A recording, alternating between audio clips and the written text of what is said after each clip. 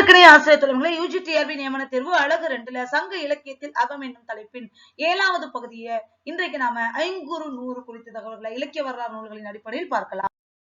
ஐங்குறு நூறு குறும்பாடல்கள் 500 கொண்டது என்பது இதன் பொருள். 3 முதல் 7 அடி வரையிலான பாடல்களின் தொகுப்பு இது. அடிவரையறை அப்படின்னு பார்க்கப்போ சிற்றலை 3 அடி, பேரலை 6 அடி. குறும்பாடல்களை கொண்டிருப்பதால் அம்மை என்ற வனப்பிற்கு ஐங்குறு நூற்றை எடுத்துக்காட்டாக கொள்வர். 8 வகை வனப்பு தொல்காப்பியர் சொல்றார். அதுல அம்மை அப்படிங்கிற வனப்பிற்கு உதாரணமாக ஐங்குறு நூறு இருக்கு. பாரதம் பாடிய பெருந்தேவனாரின் சிவன் குறித்த பாடல் கடவுள் வாழ்த்தாக இடம்பெற்றது. ஐங்குறு நூறின் கடவுள் வாழ்த்து சிவனை பற்றியது. பாரதம் பாடிய பெருந்தேவனார் பாடியது. அகவற்பாவினால் ஆன இந்நூலில் 5 திணைகளுள் ஒவ்வொன்றும் 100 பாடல்களை பெறும். 100 பாடல் தொகுதி ஒவ்வொன்றும் 10 பாடல்களான 10 பிரிவுகளை பெற்றிருக்கும்.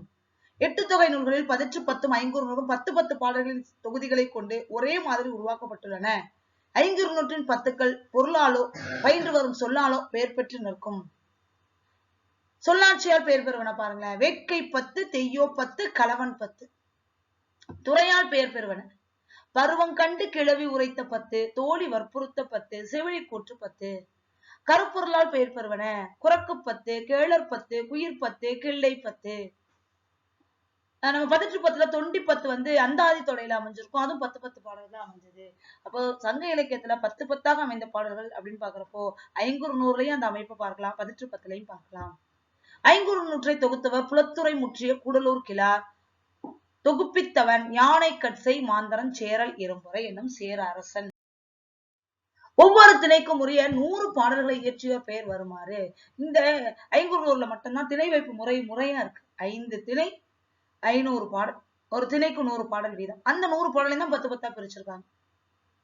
மருதம், நெய்தல், குறிஞ்சி, பாலை, முல்லை இந்த முறையில தான் வந்து ஐங்குறு நூற்றோட முறை வைப்பு இருக்கு. திணை முறை வைப்பு. மருதம் ஓரம் போகியார், நெய்தல் அம்மூவனார், குறிஞ்சி கபிலன், பாலை ஓதலாந்தையார், முல்லை பெயனார். மதுரம் ஓரம் போகி நெய்தல் அம்மூவன், கருதும் குறிஞ்சி கபிலன், கருதிய பாலை ஓதலாந்தை, பனிமுல்லை பெயனே நூலை ஓது ஐங்குறு நூறு என்கிறது ஒரு பழைய வெண்பா.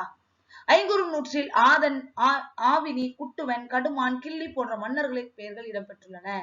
இந்திர விழா குறித்த செய்தி, மார்களின் தொண்டி, கொற்கை போன்ற துறைமுகங்கள் பற்றிய செய்தி. இந்த செய்தியெல்லாம் நம்ம ஐங்குறு நூறுல பார்க்கலாம். நெய்தல் திணை பாடல்களில் பேதை பருவ மகளிரின் விளையாட்டுகள் கூறப்பட்டுள்ளன. நெய்தல் திணை பாடல மட்டும்தான் அந்த மகளிர் விளையாட்டுகள் பற்றின செய்தி இருக்கு. ஏற்கனவே நம்ம குறுந்தொகையில வந்து மகளிர் கால்பந்து விளையாடுது அந்த செய்தியை பார்த்தோம். இங்கேயே மகளிர் விளையாட்டுகள் இருக்கு. அது நெய்தல் திணையில மட்டும்தான் இடம்பெறுது. தேனூர், தொண்டி, ஆமூர், வயலூர் போன்ற ஊர்கள் சுட்டப்பட்டுள்ளன. தாய்முகம் நோக்கி ஆமை குட்டி வளர. தாயோட முகத்தை பார்த்துக்கிட்டே ஆமை குட்டி வளர்ந்துருமா. முதலை தான் பெற்ற குட்டிகளையே தின்னுதல் போன்ற உயிரியல் செய்திகளையும் குறிப்பிட்டுள்ளனர். நல்லா கவனிங்களேன். நற்றினையில நம்ம ஒரு உயிரியல் செய்தி பார்த்தோம். வவ்வால் கனவு காணும் அப்படின்னு சொல்லி. ஐங்குறு நூறு உயிரியல் செய்திகள் இருக்கு. தாய்முகம் நோக்கி ஆமை குட்டி வளருதும், முதலை வந்து தான் பெற்ற குட்டிகளை தானே தின்றுவிடும் என்ற செய்திகளையும் ஐங்குறு நூற்றுல பார்க்க முடியுது. குறிஞ்சி திணை பாடல்களில் இயற்கை காட்சிகளும் மருத திணை பாடல்களில் உள்ளுரை இறைச்சிகளும் மண்டியுள்ளன. இந்த ஐங்குறு நூற்றுல வந்து குறிஞ்சி திணை பாடல்கள்ல நிறைய இயற்கை காட்சிகள். அதே குறுந்தொகை படிக்கிறப்ப அங்க வர்ணனை குறைவு, உணர்ச்சி அதிகம்னு பார்த்தோம். ஐங்குறு நூறுல இருக்கக்கூடிய குறிஞ்சி திணை பாடல்கள் எல்லாமே இயற்கை காட்சிகள் நிரம்பி இருக்கு. அதே நேரம் மருத திணை பாடல்கள் எல்லாமே ஊடல் இல்லையா, ஊடல்லப்போ தலைவன் தலைவியை பத்தின குறை இருக்கும். அப்போ அது எப்படி இருக்கு அப்படின்னு உள்ளுரை இறைச்சியாக என்ன வெளிப்படையா சொல்ல முடியாது.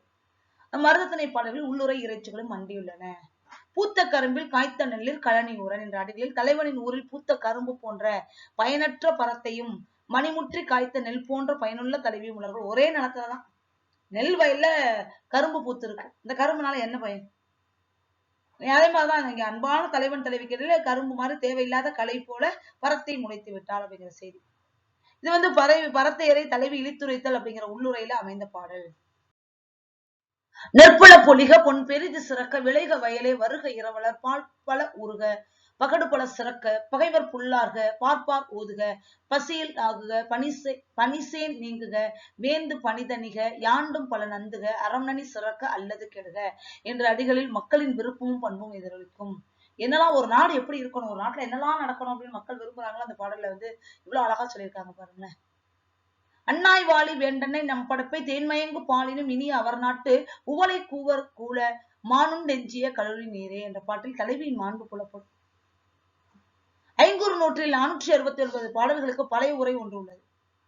அதனை எழுதியவர் பெயர் தெரியவில்லை. உவேசா முதலில் பதிப்பித்தார். அவ்வை துரைசாமி பிள்ளை பின்னர் உரை எழுதியுள்ளார். அடுத்த இலக்கிய வரலாறு ஐங்குறுநூறு குறித்த செய்திகள். ஐங்குறுநூறு அகநூல் 500 பாடல்களால் ஆனது. சிற்றலை 3 அடி, பேரலை 6 அடி. திணைக்கு 100 பாடல்கள். ஒவ்வொரு திணையும் 10 10ஆக பிரிக்கப்பட்டுள்ளது.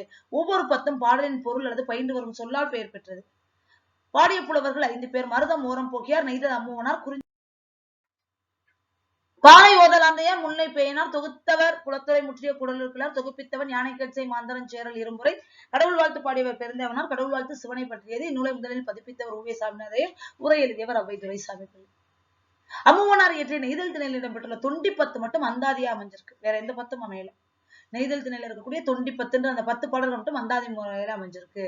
சங்க இலக்கியத்தில் அந்தாதி முறையில் அமைந்தவை 2. ஒண்ணு தொண்டி 10 ஐங்குறு நூற்றோட நெய்தல் திணையின் தொண்டி 10 பாடல். அதே மாதிரி 10 4ஆம் 10 அதுவும் அந்தாதி அமைப்புலதான் அமைஞ்சிருக்கு. அந்தாதி தொடையை தொல்காப்பியர் கூறவில்லை. சங்க இலக்கியத்தில் உள்ளுரையும் இறைச்சி மிகுதியாக இடம்பெற்ற நூல்னா ஐங்குறு. முக்கியமான செய்தி இது. தேர்வு நோக்கில கேட்கிறப்போ இந்த 2 செய்திகள் ரொம்ப முக்கியம். அந்தாதி தொடையை தொல்காப்பியர் கூறவில்லைங்கிற செய்தி ரொம்ப முக்கியமானது. மற்ற எல்லா தொடை வகைகளையும் பேசுறது அந்தாதி தொடையை பத்தி பேசல. அதே மாதிரி சங்க இலக்கிய பாடல்களையே சங்க இலக்கியம் 8 தொகை 10 பாடல் 2லயுமே உள்ளுரையும் இறைச்சும் நிறைந்த பாடல் அப்படின்னா அது ஐங்குறுநூறு பாடல் தான். ஆதன் ஆவினி என்பவன் சேர மன்னன். ஆதன் அவினி என்று கூறுகிறான். மத்தி என்பவன் கலார் என்ற ஊருக்கு தலைவன். ஊரினும் பெரியது பேரூர், ஊரினும் சிறியது சிற்றூர், பழமையான ஊர் மூதூர், கட்டப்பட்ட ஊர் கட்டூர். பாசறைங்கிறாங்க. பாசறை என்பது அரசர்களும் அமைச்சர்களும் போர் புரிய தங்கி இருக்கும் இடம். பாடி என்பது படைத்தலைவர்களும் வீரர்களும் தங்கி இருக்கும் இடம். பாசறை, பாடி வீடு, கட்டூர் மூன்றும் ஒன்றே என்பாரும் ஒன்று. மூணும் ஒண்ணுதான். பாசறைனாலும் பாடி வீடுனாலும் கட்டூர்னாலும் அது படைக்களத்தில் அரசர்கள் தங்குவதற்காக அமைக்கப்பட்ட இடம். அததான் சொல்றாங்க. தை திங்களில் இளமகளிர் குளத்தில் நீராடி நோன்பு இருப்பர்.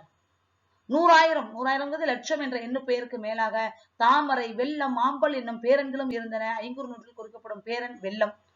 பேரன்கள் வழக்குல உண்டு இல்லையா? லட்சம் அப்படிங்கிற 100,000 அப்படிங்கிறதுக்கு லட்சம்னு இன்னைக்கு நம்ம என்ன பேர் சொல்ற மாதிரி லட்சத்தையும் தாண்டிய பேரன்களுக்கு தாமரை, வெள்ளம், ஆம்பல் அப்படிங்கிற பேர் இருக்கு. இங்க ஐங்குறுநூறுல பேரன் வெள்ளம் அப்படிங்கிற பேரன் தான் குறிக்கப்படுது. நடுநாட்கங்குல் என்பது நள்ளிரவு. சங்ககால மக்கள் பகல் 12 மணிலிருந்து நாளை கணக்கிட்டாரு. நாம இன்னைக்கு நள்ளிரவு 12 மணிலிருந்து நாளை கணக்கிறோம். அன்னைக்கு பகல் 12 மணிலிருந்து நாளை கணக்கிட்டு இருக்காங்க. பாண்டில் என்பது கால் நிறுத்திய பெரிய விளக்கு. பண்டல் பாவை என்பது மண்ணை கொண்டு சிறுமியர் செய்யும் பொம்மை. குறவை என்பது பெண்கள் 7 அல்லது 9 பேர் கைகோர்த்து கொண்டு ஆடக்கூடிய ஆட்டம். பஞ்சுரம் என்பது பாலை பண்ணை குறிக்கும். எழுத்துடை நடுகள் என்பது போரில் இறந்த வீரனுக்காக எடுக்கப்பட்ட அவன் பெயரும் புகழும் எழுதிய நடுகள். இந்த செய்தி எல்லாமே ஐங்குறு நூற்றுல இடம்பெறுது. ஆண்களுக்கு வழக்கண் துடித்தல் நல்லது, பெண்களுக்கு இடக்கண் துடித்தால் நல்லது. இந்திர விழா குறித்து கூறும் தொகை நூல் ஐங்குறுநூறு. நல்ல ஞாபகம் வச்சுக்கோங்க. இந்திர விழா பத்தி சிலப்பதிகாரம், மணிமேகலை பேசுன்னு பார்த்தோம். இந்திர விழா பற்றிய செய்தி சங்க இலக்கியத்திலும் இடம்பெற்றிருக்கு. அதனை பற்றி பேசக்கூடிய ஒரே நூல் ஐங்குறுநூறு. மேற்கோள் பாருங்க. அண்ணாய் வாழி வேண்டனை நம் படப்பை தேன்மயங்கு பாலினும் இனிய அவர் நாட்டு உவலை கூவல் நீர். தேன் போன்ற இனிக்கக்கூடிய எனது நாட்டு நீரை விட தலைவன் நாட்டில் இருக்கக்கூடிய அந்த உப்பு நீர் ரொம்ப சுவையா இருக்குங்கிறான். அதன் மூலமா தலைவனோட தலைவன் மீதான அவரது காதல் வெளிப்படுது. அந்த நீரும் எப்படி இருக்குன்னா மானுண்டு எஞ்சிய கல்லூரி நீர். கபிலரோட குறிஞ்சி பாடல். விளைக வயலே வருக இரவலர் எனவேட்டோ யாயே ஓரம் போகியார் மரத்தினை பாடல். அடுத்த இலக்கிய வரலாறு ஐங்குறுநூறு பத்தி என்ன சொல்லுதுன்னு பார்க்கலாம். குறுகிய அடிகளை பெற்று திணைக்கு 100 பாடல்களாக 500 பாடல்கள் அமைந்துள்ளன. ஐங்குறுநூறு என பெயர் பெற்றது. குறுந்தொகை பெயர் காரணம் இப்படிதான் வந்துச்சு அப்படின்னு நம்ம பார்த்தோம். 3 அடி சிற்றலை, 6 அடி பேரலை. ஆசிரியர் பாவையில் அமைந்தது. 5 புலவர்கள் பாடியிருக்காங்க. மருதம் ஓரம் போகி, நெய்தல் அம்முவன், குறிஞ்சி கபிலன், பாலை ஓதலாந்தை, முல்லை பேயனார். தொகுத்தவர் குலத்துறை முற்றிய குடலுக்கிழார், தொகுப்பித்தவன் யானைக்கட்சை மாந்தரன் சேரல் இரும்பர். ஐங்குறுநூறு சிறப்புங்கிறப்ப கிள்ளி, கொற்கைமான், கடுமான், குட்டுவன், மத்தி, வீரான், ஆதன், அபினி போன்ற அரசர்கள் குறிப்பிடப்பட்டுள்ளனர். ஆமூர், தொண்டி, தேனூர், கலார், கொற்கை போன்ற ஊர்களும் இதில் இடம்பெற்றிருக்கு. மனம் ஒன்றுபட்டால் துன்பமும் இன்பமே. அகவாழ்க்கையில் மன உணர்வுகள் நுட்பமாய் வெளிப்படுத்துவதை ஐங்குறுநூறு பாடல் என்று அழகாய் வெளிப்படுத்துகின்றது. திருமணமாகி சென்றுவிட்ட தலைவியை நெடுநாளைக்கு பிறகு தோழி பார்க்கிறார். தலைவன் நாட்டில் உண்ண நீர் கூட இல்லை என்ற நிலை மனமகிழ்வோடு இருக்கிறாய் என்று வினவுகிறார். அதற்கு தலைவி கூறும் பதில் எண்ணி மகிழத்தக்கது. தோழி, நீ கூறியது உண்மை. தூய்மையான நீர் அங்கு இல்லை. அது மட்டுமன்று, கிடைக்கும் நீரில் இலை தழைகள் விழுந்து அழுகி போகும். எஞ்சிய நீரையும் மான் போன்ற விலங்குகள் குடித்து கலக்கிவிடும். இருந்தால் என்ன, தலைவன் நாட்டு எச்சில் நீர் கூட நம் தோட்டத்து தேனை தீம்பாலுடன் கலந்து உண்போமே, முன்பு அதுபோல் இனிக்கும், மனமெல்லாம் இனிமை தரும் என்று கூறுகிறாள். இன்பத்திற்கும் துன்பத்திற்கும் மனம்தான் காரணம், மனதை வளமாக்கும் அப்பாடல். அண்ணாய் வாழி வேண்டன்னை நம் படப்பை தேன்மயங்கு பாலினும் இனி அவர் நாட்டு உவலை கூவர் கீழ மானுண்டு எஞ்சிய கல்லூரி நீரே. 503வது பாடல். 500 பாடல்கள் பெரும்பாலும் தொடங்கும் நிலையில் மன்னனை வாழ்த்துகின்றன. பெரும்பாலும் இது ஒரு முக்கியமான செய்தி.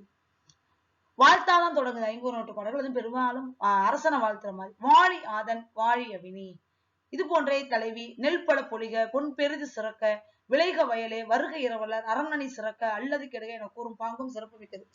நம்ம சொல்லுவோம்ல, ஒரு பாசிட்டிவா இருக்கிற மாதிரியான விஷயங்கள் 500 நிறையவே இருக்கு. ஒரு வாழ்த்தோட, ஒரு நல்ல செயல்கள் நடக்கணும் அப்படிங்கிற மன விருப்பத்தோட 500 பாடல்கள் இருக்கு. 10 என்ற வகையில் பாடல்கள் அமைகின்றன. முதல் 10 வேட்கை பத்து என தொடங்குகிறது. இன்னொன்னுக்கு பழைய உரை உண்டு. அதில் 469 பாடல்களுக்கு உரை உள்ளது. அந்த பாடல் உரை நமக்கு கிடைக்கல.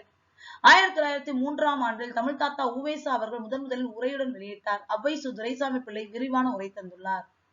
செடிகளை பெயராக கொண்டு அமைவது போன்றே பிற கருப்பொருளாகிய விலங்குகளையும் பறவைகளையும் கொண்டு அமைகிறது.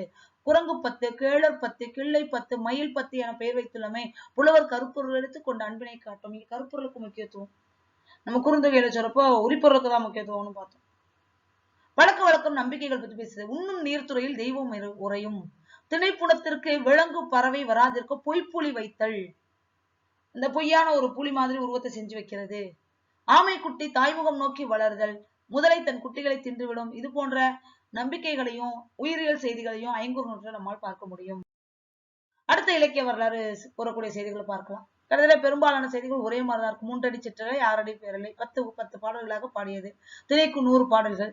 பாரதம் பாடிய பெருந்தேவனார் கடவுள் வாழ்த்து பாடியிருக்கிறார், சிவனுக்கானது. மருதம் ஓரம் போகி நெய்தல் அம்முவனார், குறிஞ்சி கபிலன், பாலை பெயன். இந்த பாடல் நமக்கு ஏற்கனவே நம்ம பார்த்துட்டோம். இது ஒரு தனிப்பாடல் அப்படிங்கிறாங்க. தொகுத்தவர் புலத்துறை முற்றிய கூடலூர், தொகுப்பித்தவன் யானைக்கச்சை மாந்தரன் சேரல் இரும்பர். இதுல இருந்து இந்த தொகை நூல் சேர நாட்டில் தொகுக்கப்பட்டதால் வேண்டும் அப்படிங்கிறாங்க. 10 முழுமையும் சேர மன்னர்கள் பற்றிய அதன் சேர நாட்டில் தொகுக்கப்பட்டிருக்க வேண்டும். இவை இரண்டும் 10களாக இருப்பதால் தொகை நூல்கள் சேர நாட்டில் புதுமை புகுத்த முயன்றனர் போலும் என்று என்ன தோன்றுகிறது. இது ரெண்டுமே ஒரே மாதிரி இருக்கிறதுனால 500 10 சேர நாட்டில் தொகுக்கப்பட்டிருக்கலாம் அப்படிங்கிற ஒரு கருத்து நிலவுது. ஆசிரியப்பாவின் சிற்றலை 3 அடிகளாகும். அடிவரையராய் குறைந்த சிறிய அடிகளின் அரிய கருத்துக்களை செறிவாக கூறும் பாங்கினை தொகை நூலில் காணலாம். நாடும் அரசும் வாழ்க என தாய் வாழ்த்துகிறாள். தோழியோ தலைவன் மார்பு பலனம் ஆகி பல்லார்க்கும் பொதுவாகாது தலைவிக்கே உரித்தாக வேண்டும் என வாழ்த்துகிறார். வாலி ஆதன் வாலி அவினி, பகைவர் புல்லார்க பார்ப்பன் ஓதுக எனவேட்டாலே யாயே யாமே, பூத்த கரும்பில் காய்த்த நெல்லின் கலனி ஊரன் மார்பு பலனம் ஆகற்க என வேட்டோமே. யோசிச்சு பாருங்க, அம்மா வாழ்த்துறா. ஏன்னா வயசாயிருச்சு. அவ பொதுநலனுக்காக வேண்டா, தலைவி சுயநலத்துக்காக வேண்டா. பகைவர்கள் அழியட்டும், நாடு செழிக்கட்டும் அப்படின்னு சொல்லி தாய்வி என்றான். இவர் சொல்றார், தலைவன் மார்பு எனக்கு மட்டுமே சொந்தமாகட்டும் அப்படின்னு சொல்லி தலைவி பாடுறான். பாணன் தலைவனுக்காக பரிந்து பேசி பொழிந்து தள்ளுகின்றான். அதை கேட்ட தோழி நான் இலை என கருகின்றான். நானிலை மன்ற பாண நீயே கோனோர் இளங்குவலை நெகிழ்த்த காணலும் துறைவருக்கு சொல்லுகு போயே. உனக்கு நாணம் இல்லையா அப்படின்னு சொல்லி கேட்கிறான். தலைவன் செய்த தவறுகள்லாம் தெரிஞ்சிருந்தோம் அவனுக்கு நீ இப்படி சப்போர்ட் பண்ணலாமா அப்படிங்கிற மாதிரி நாம இந்த பாடல். இவ்வாறு செறிவுமிக்க சிறிய பாடல்கள் அடங்கிய இந்நூலுக்கு அவ்வை சு துரைசாமி பிள்ளை உரை எழுதியுள்ளார். எருமை 10, அண்ணாய் 10, இளவேனை 10, தெய்யோ 10 என இவ்வாறு இதில் 10கள் சொல்லாட்சியும் பொருளாட்சியும் கருதி பெயரிடப்பட்டுள்ளன. இதன் அடிக்குறிப்புகள் பொருத்தமும் விளக்கமும் மிக்கன எனவும் தொன்மையானவை எனவும் அறிஞர் கருதுவர். 10களாக பாடும்போது உரித்தன்மையுடன் பாடுவதென்றும் ஒரு பொருள் மேல் பலவடிக்கு பாடுவதென்றும் இவ்வாறு பல உத்திகள் இதில் இருக்கின்றன. அடுத்த இலக்கிய வரலாறு 500 பற்றி என்ன சொல்லுதுன்னு பார்க்கலாம். குறுகிய வடிவம். இந்த நூலில் கடுமான், குட்டுவன், ஆதன், அவினி, மத்தி, கொற்கை, கோமான் முதலான அரசர்கள் பற்றிய செய்திகள் இருக்கு. ஆமூர், தேனூர், கொற்கை, களார் என்பது காவிரியை சொல்றாங்க. தொண்டி முதலான ஊர் பெயர்களும் காட்டப்பட்டுள்ளன. செடி, கொடி, விலங்கு, பறவைகளின் பெயர்கள் தலைப்புகளாக அமைந்துள்ளன. உருவம் அப்படின்னு பாக்குறப்ப அகத்திணை உருவம் ஆசிரியப்பாவால் அமைந்தது. 500 பாடல், ஒரு பாடல் கடவுள் வாழ்த்து, பாடிய புலவர் 5 பேர், அடியெல்லை 3 5 6 அப்படிங்கறதுதான் சரியா இருக்கும். இங்க 5ன்னு கொடுத்துருக்காங்க. தொகுத்தவர் கூடலூர், தொகுப்பித்தவன் யானைக்கச்சை மாந்தரன் சேரல் இரும்பர். உரைன்னு பாக்குறப்ப உவே சாமிநாத உரை 1913, அங்க 3ன்னு பார்த்தோம். 1913 கொடுத்துருக்காங்க. காலத்துல கொஞ்சம் முரண்பாடு இருக்கு. New century book house 2004 new century book house இந்த சங்க இலக்கியங்கள் பெரும்பாலான நூலுக்கு புதிய உரை கொடுத்திருக்காங்க. 500 ஒவ்வொரு திணைக்கும் 100 பாடல்கள் என வீதத்தில் நூல் வரன்முறைப்படுத்தப்பட்டுள்ளது. ஒவ்வொரு பாடல் நூறும் 10 பாடல்களால் பிரிக்கப்பட்டிருக்கு. ஒவ்வொரு 10 பாடல்களும் 10 அப்படின்னே முடியுது. குறக்கு 10, குயில் 10, எருமை 10, கிள்ளை 10ங்கிறது அதற்கு சான்று. இவ்வாறு 10 பாடல்களை தொகுப்பதாக சேர்த்து எழுதும் முறை பிற நூல்களில் இல்லை. 18 இருக்கு. ஒவ்வொரு சேர அரசனுக்கும் 10 பாடல்கள் வீதம் 10 சேர அரசர்களை 100 பாடல்களால் பாடுவது 18. திருக்குறள் இந்த பாங்கல ஒவ்வொரு 10 பாடல்களாக 133 10 பாடல்களால் தொகுக்கப்பட்டுள்ளன. ஒவ்வொரு 10 பாடல்களின் தொகுப்பும் அதிகாரம் என அழைக்கப்படுகிறது. சைவ சமய இலக்கியங்கள் இதுக்கு பதிகம் அப்படின்னு சொல்லி பேர் கொடுக்குது. இந்த 10 பாடல்கள் தொகுப்புக்கு பதிகம்னு பேரு. ஐங்குறு நூற்றில் 5 திணைகளையும் 5 புலவர்கள் பாடியிருக்காங்க. நம்ம ஏற்கனவே அந்த செய்தியெல்லாம் பார்த்தோம். அதனால இது அடுத்த செய்தியை கடந்து போயிடலாம். எட்டுத்தொகை அகத்திணை நூல்களில் இவ்வாறு திணைக்கு ஒரு புலவர் வீதம் பாடும் நூல் 2 தான். ஒன்னு ஐங்குறு நூறு, இன்னொன்னு கலித்தொகை. இது 2 மட்டும்தான் திணைக்கு ஒரு புலவர் அப்படின்னு சொல்லி பாடப்பட்டிருக்க நூல். அம்முவனார் பாடிய தொண்டி 10 அந்தாதி தொடையில் அமைந்த. ஏற்கனவே 18 4ஆம் 10 அந்தாதி தொடைன்னு பார்த்தோம். தொல்காப்பியர் அந்தாதி தொடை பற்றி கூறவில்லை அப்படிங்கிற செய்தியும் பார்த்தோம். ஐங்குறு நூற்றின் உள்ளடக்கம் அப்படின்னு பாக்குறப்ப ஓரம் போகியார் பாடிய மருதத்தினின் முதல் 10 வேட்கை 10 என்பது வேட்கை 10 முழுவதும் உள்ள 10 பாடல்கள் முதல் வரியும் எப்படி தொடங்குதுன்னா 3ஆம் வரியும் ஒன்றே போல் காணப்படுகிற முக்கியமான செய்தி. வேட்கைனா விருப்பம். தலைவியோ தோழியோ செவிலியோ தனது விருப்பத்தை சொல்ற மாதிரியே இந்த 10 பாடல்கள் அமைஞ்சிருக்கு. ஓரம் போகியார் பாடிய மருதத்திணை பாடல் இது. அதுல முதல் வரியும் 3ஆம் வரியும் ஒரே மாதிரி இருக்கும். முதல் வரி எப்படி இருக்குன்னா எல்லா 10 பாட்டுக்குமே வாலி ஆதன் வாலி அவினி இதுதான் முதல் வரி. 3ஆவது வரி எனவேட்டாலே யாயே என் அம்மா இப்படிதான் விரும்புனா, என் அம்மா இப்படியெல்லாம் விரும்புனா அப்படி 3ஆவது வரியும் எப்படி இருக்கு. அரசனை வாழ்த்தி அம்மா கூறிய செய்திகள் இந்த முதல் 3 வரியில. அடுத்து தலைவி தன்னை பற்றி சொல்லக்கூடிய செய்திகள் அடுத்த 3 வரியில இருக்கு. இது ஒரு தனித்துவமான அமைப்பு அப்படின்னு சொல்லலாம். இதில் அரச வாழ்த்தே முதல் 10ஆக அமைந்திருப்பது இந்நூலுக்கு சிறப்பளிக்கிறது. இதுல அந்த முதல் 10 வேட்கை 10 ஃபுல்லாவே அரசனோட வாழ்த்தோட தான் தொடங்குது. பாடலில் காணப்படும் ஆதன் அவினி என்பது ஒருவன் பெயரே. ஆதன் என்பது குடிப்பெயர், அவினி என்பது இயற்பெயர் என்ற கருத்தும் உண்டு. ஆதன் அவினி எனப்படுவோன் செல்வக்கடுங்கோ வாலி ஆதனே, அவனதான் ஆதன் அப்படிங்கிறாங்க அப்படின்னு சொல்றவங்களும் இருக்காங்க. வாலி ஆதன் வாலி அவினி பகைவர் புல்லார்க பார்ப்பார் ஒதுக எனவேட்டால யாயே என்ற பாடல் புல்லார்க என்ற தொடர் வரலாற்று குறிப்பினை தருகிறது. ரொம்ப முக்கியமான செய்தி. என்ன பண்ணுவாங்க அந்த பகைவர் புல்லார்க என்றால் எதிரி நாட்டில் தோற்று போன பகைவர்களை குப்புற விழ செய்து அவங்க புல் மேய்கிற மாதிரி விழ செய்வாங்க. பகைவர் தோற்று தன் தோல்வியை ஒப்புக்கொண்டதற்கு அடையாளமாக புல் மேய்வது போல குப்புற விழ செய்யப்பட்டனர். இக்குறிப்பினையே பகைவர் புல்லார்க என்னும் தொடர் வெளிப்படுத்துகின்றது. எதிரிகளை எவ்வளவு அவமானப்படுத்தியிருக்காங்க பாருங்க. கபிலர் பாடிய 10 குறள் அன்னாய் வாலி 10 ஒன்று. இந்த 10 பாடல்களும் அன்னாய் வாலி வேண்டன்ன என தொடங்குகின்றது. செல்வ செழிப்பு மிக்க குடும்பத்தை சேர்ந்தவள் தலைவி. தலைவனை மணந்த பிறகு வறுமை நிலைக்கு தன்னை பழக்கப்படுத்திக் கொள்கிறார். மானுண்டு எஞ்சிய எச்சில் நீர் கூட மேலானது, தாய் வீட்டு தேன் கலந்த பாலும் கூட அவ்வளவு இனிமையானது என்று என்கிறார். இந்த பாடல் ஏற்கனவே நம்ம பார்த்துட்டோம். ஐங்குறு நூற்றின் மரபு குறிப்புகள் பார்க்கிறப்போ 10 பாடல்களை கொண்ட தொகுப்பாக பாடும் பதிக அமைப்பு முறையும் தொடக்க நிலை இங்கதான் தொடங்குது. திணைக்கு ஒரு புலவர் வீதம் பாடும் அமைப்பு முறையும் இதுதான் தொடங்குது. அம்முவனாரின் தொண்டி 10 அந்தாதி வகை செயல் அமைப்பிற்கான ஆரம்பம். செயலின் தொடக்கம் மன்னர் வாழ்த்த அமைப்பு முறையும் இங்கதான் புதுசு. அடுத்த இலக்கிய வரலாறு ஐங்குறு நூறு குறித்த செய்திகள் அப்படின்னு பாக்குறப்போ கிட்டத்தட்ட எல்லாமே நம்ம பார்த்த செய்திகள் தான். இந்த பகுதியில புதிய செய்தி அப்படிங்கிறது எதுவுமே இல்லைன்றதுனால நம்ம அடுத்த பகுதிக்கு போகலாம். அம்முவனார் பாடிய தொண்டி 10 அந்தாதி தொடையில் அமைஞ்சிருக்கு. திணைக்கு ஒரு புலவர் வீதம் பாடும் நூல். ஐங்குறு நூறும் கலித்தொகை இந்த பாங்குல அமைஞ்சிருக்கு அப்படின்னு சொல்லி சொல்றாங்க. விலங்குகள் ஒவ்வொரு 10க்கும் ஒரு தலைப்பு இருக்கு. அதுல விலங்கு, செடி, சொல்லு, பொருள் இந்த அமைப்புல அதுக்கு 10 பேர் கொடுத்திருக்காங்க. எழுதும் முறை 10 திருக்குறள், சைவ சமய இலக்கியங்கள், பதிகம் அப்படிங்கிறதெல்லாம் பார்க்கலாம். ஓரம் போகியார் பாடிய மருதத்தனின் முதல் 10 வேட்கை 10. அதுல முதல் பாடல் முதல் வரியும் 3ஆம் வரியும் ஒரே மாதிரி இருக்கும். இது எல்லாமே அந்த இலக்கிய வரலாறு இருந்த செய்திகள் அப்படியேதான் இங்க கொடுத்திருக்காங்க. புதிய செய்திகள் எதுவும் இல்லை. அதே மாதிரி அரச வாழ்க்கையை சிறப்பா இருக்கிறது ரொம்ப அருமையான விஷயம். ஆதன் நவீனி என்பது ஒருத்தரோட பெயர் தான். அது குடிப்பெயர். இந்த ஆதன் அப்படின்னு குறிக்கப்படுவன் செல்வக்கடுங்கோ வாலியாதனா இருக்கலாம் அப்படிங்கிற செய்தியும் ஏற்கனவே நம்ம பார்த்த செய்திகள். பகைவர் புல்லார்க அப்படிங்கிற செய்திக்கு தான் இப்பதான் விளக்கம் பார்த்தோம். ஐங்குறு நூற்றில் கிள்ளி, கொற்கைமான், கடுமான், குட்டுவன், மத்தி, வீரா ஆதன், அவினி போன்ற அரசர்கள் குறிப்பிடப்பட்டுள்ளனர். ஆமூர், தொண்டி, தேனூர், களார், கொற்கை போன்ற ஊர்களும் இடம்பெற்றுள்ளன. ஐங்குறு நூற்று பாடல்கள் பெரும்பாலும் தொடங்கும் நிலையில் மன்னனை வாழ்த்துவதாக அமைந்துள்ளது நோக்கத்தக்கது. இது போன்றே நெற்பல பொழிக, பொன் பெரிது சிறக்க, விளைக வயலே, வருக இளவரர், அரண்மனை சிறக்க, அல்லது கெடுக என கூறும் பாங்கும் சிறப்பானது. இந்நூலுக்கு பழைய உரை உண்டு. அது 469 பாடலுக்கு மட்டும்தான் உரை இருந்திருக்கு. அது கிடைக்கல. 1913 கொடுத்திருக்காங்க. 13ஆங்கிறத குழப்பம் இருக்கு. உவேசா அவர்கள் முதலில் உரையுடன் இந்நூலை வெளியேற்றாரு. அதன் பின் அவ்வை துரைசாமி பிள்ளை இந்நூலுக்கு விரிவான உரை எழுதியிருக்கிறார். இந்நூலுக்கு வந்து செடிகளை தலைப்பாக கொண்டு அமைவது போன்றே கேளர் பத்து, கிள்ளை பத்து, மயில் பத்து என பிற கருப்பொருள்களாகிய விலங்குகளையும் பறவைகளையும் பாடல்கள் தலைப்பாக அமைத்துள்ளமை புலவர்களின் கருப்பொருளத்தில் கொண்டுள்ள அன்பினை காட்டுவதாக அமைந்துள்ளது. உயிரியல் செய்தி பழக்க வழக்கம் அப்படின்னு பார்க்குறப்ப உண்ணும் நேரத்தில் தெய்வம் முறையும் திணைப்புணத்திற்கு விலங்கு பறவை வராமல் இருக்க பொய்ப்புலி வைத்தல் வந்து தனது தாயின் முகத்தை பார்த்தே வளரும் முதலை வந்து பசி ஏற்பட்டால் தனது குட்டிகளை தானே தின்னும் இயல்புடையது என்பன போன்ற பழந்தமிழரின் பழக்க வழக்கம் நம்பிக்கைகள் பற்றிய குறிப்புகள் ஐங்குறு நூற்றில் இடம்பெற்றிருப்பது தனிச்சிறப்பு வாய்ந்தது அப்படிங்கிறாங்க. இத்துடன் இந்த காணொலியை நிறைவு செஞ்சுக்கலாம். இனிவரும் காலங்களில் யூஜிடிஆர்பி நியமன தேர்வுக்கான அனைத்து பாடப்பகுதிகளையும் தனித்தனியாக காட்சிப்படுத்த இருக்கிற அந்த காணொலிகள் அனைத்தையும் நீங்க பார்க்கணும் அப்படின்னா நம்ம தமிழாசிரியர் சேனலை சப்ஸ்கிரைப் பண்ணுங்க. இந்த காணொலி உங்களுக்கு பிடிச்சிருக்கு அப்படின்னா உங்க நண்பர்களுக்கும் பரிந்துரை செய்யுங்கள். மீண்டும் மற்றொரு காணொலியில் சந்திக்கிறேன். நன்றி.